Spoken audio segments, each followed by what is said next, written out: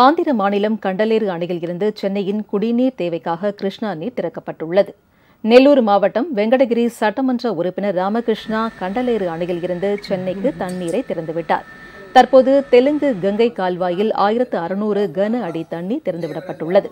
இது படிப்படியாக 2000 கன அடி வரை உயர்த்தப்படும் என்று சட்டமன்ற உறுப்பினர் ராமகிருஷ்ணா தெரிவித்துள்ளார்.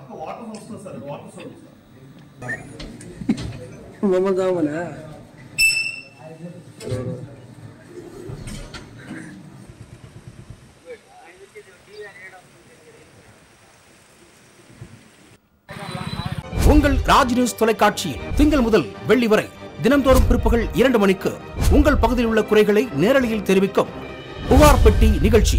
பங்கு பெறுங்கள், பயனடையுங்கள், காணத் தவறாதீர்கள்.